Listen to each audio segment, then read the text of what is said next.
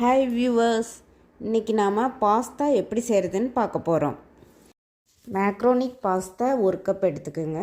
அதை ஒரு பாத்திரத்தில் போட்டு 2 கப் தண்ணி ஊற்றி 8 to 10 நிமிஷம் நல்லா கொதிக்க விடுங்க. இப்போ பாருங்கள், நல்லா கொதிக்குது.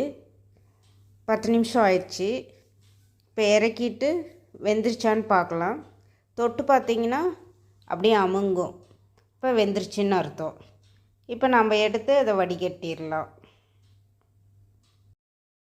ஃபஸ்ட்டு 4 தக்காளி எடுத்து கட் பண்ணி மிக்சியில் போட்டு அரைச்சி எடுத்துக்கோங்க. ஒரு பேனில் எண்ணெய் ஊற்றி சூடுபடுத்துங்க. அது சூடானதுக்கப்புறம் வெங்காயத்தை போட்டு நல்லா ஃப்ரை பண்ணுங்க. அதோடு இஞ்சி பூண்டு பேஸ்ட்டும் சேர்த்துக்குங்க. சேர்த்து நல்லா ஃப்ரை ஆனோடனே நம்ம அரைச்சி வச்சுருக்க தக்காளி எடுத்து இதில் மிக்ஸ் பண்ணி நல்லா ஃப்ரை பண்ணிக்கோங்க.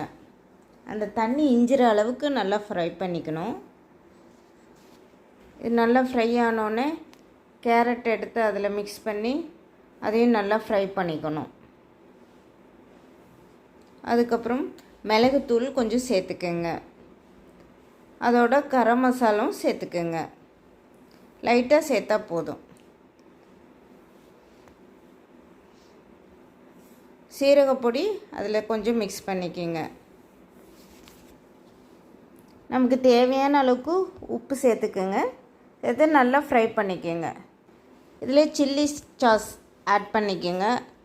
அது தேவைப்பட்டுச்சுன்னா ஆட் பண்ணிக்கலாம், இல்லைன்னா விட்டுறலாம். தக்காளி சாஸும் ஆட் பண்ணிக்கோங்க.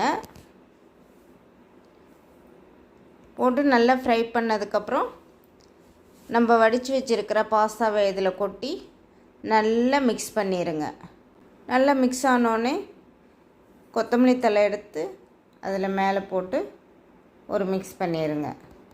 அவ்வளோதாங்க, பாஸ்தா ரெடி. இந்த வீடியோ பிடிச்சிருந்துச்சுன்னா லைக் பண்ணுங்கள், ஷேர் பண்ணுங்கள், அப்படியே சப்ஸ்கிரைப் பண்ணிடுங்க.